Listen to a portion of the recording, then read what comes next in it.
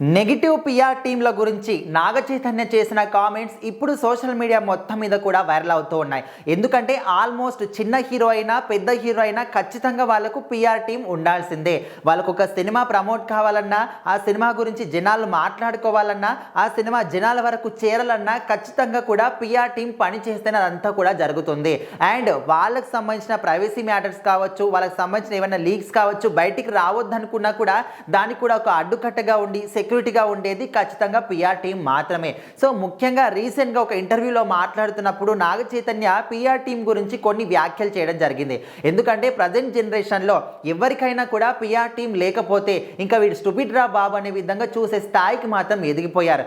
అప్పట్లో సినిమాలన్నీ కూడా 100 రోజులు 200 రోజులు ఎలాంటి ప్రమోషన్స్ లేకున్నా కూడా ఆడేవి. సో ప్రజెంట్ అది ఎంత పెద్ద హిట్ సినిమా అయినప్పటికీ కూడా 2 వారాలకు మించి ఎక్కువగా ఆడటం లేదు. మా అంటే ఒక 50 రోజుల వరకు ఆడుతున్నాయి. సో అలాంటి సిచ్యువేషన్స్ ఎందుకు వచ్చాయి? సో ఇప్పుడు ఒక సినిమా సంబంధించి ఆ సినిమాలో కంటెంట్ ఉందా లేదా, సినిమా బాగుందా లేదా ఎంత కూడా పక్కన పెడితే పిఆర్ టీం పనిచేస్తుందా లేదా, వాళ్ళకు నెలకు ఒక 3-4 లక్షలు పెట్టి మెయింటైన్ చేస్తున్నారా లేదా, సో పిఆర్ టీం ఉంటేనే ఆయన ఒక హీరో అనే విధంగా ఇప్పుడు జనరేషన్ అందరూ కూడా మాట్లాడుకుంటున్నారు. అండ్ ఇంకొంతమంది ఎట్లా అంటే సినిమాని ప్రమోట్ చేయడానికి కాకుండా ఎదుటి హీరోని, పక్కన హీరో ఎవరైతే ఉంటారో వాళ్ళ సినిమాని బ్యాట్ చేయడానికి, వాళ్ళని బ్యాట్ చేయడానికి, నెగిటివ్గా స్ప్రెడ్ చేయడానికి వాడుతూ ఉన్నారు. కంప్లీట్గా నెగిటివ్ పిఆర్ టీమ్స్ కూడా వర్క్ చేస్తూ ఉన్నాయి.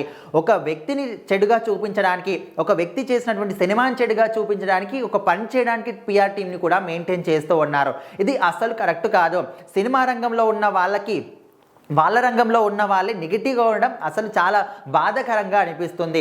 ఎవరైతే ఈ విధంగా నెగిటివ్ కామెంట్స్ కానీ నెగిటివ్ పిఆర్ టీంలని మెయింటైన్ చేస్తున్నారో వాళ్ళందరూ కూడా చెప్తున్నాను. ఎట్లా అంటే మీరు ఎదుటి వాళ్ళని నాశనం చేయడానికి, వాళ్ళ మీద పడి ఏడవడానికి కేటాయిస్తున్నటువంటి టైంని మీ మీద మీరు పెట్టుకోండి.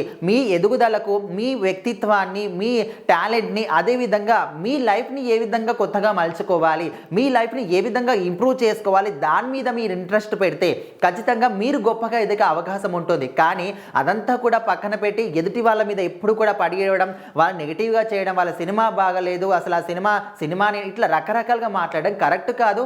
అదే టైంని ఎంత ఇంట్రెస్టింగ్గా పని చేస్తున్నారో అదే ఇంట్రెస్ట్ పెట్టి మీ లైఫ్ గురించి ఆలోచిస్తే ఖచ్చితంగా గొప్పగా ఎదుగుతారని ఆయన చెప్పడం జరిగింది. సో మొత్తానికి ఇప్పుడు సినిమా రంగంలో హీరో కావచ్చు, హీరోయిన్ కావచ్చు, చిన్నవాళ్ళు కావచ్చు, పెద్దవాళ్ళు కావచ్చు, ఒక పిఆర్ టీం మెయింటైన్ చేస్తేనే వాళ్ళు గొప్ప స్థానంలో ఉన్నట్టు అనే ఒక ఆలోచన కూడా కరెక్ట్ కాదు. ఇలాంటి కొన్ని నెగిటివ్ థాట్స్ మాత్రం మార్చుకోండి అనే విధంగా నాగ చైతన్య చెప్పడం జరిగింది. సో మొత్తానికి మాటలని కూడా ఇప్పుడు సోషల్ మీడియాలో వైరల్ అవుతూ ఉన్నాయి.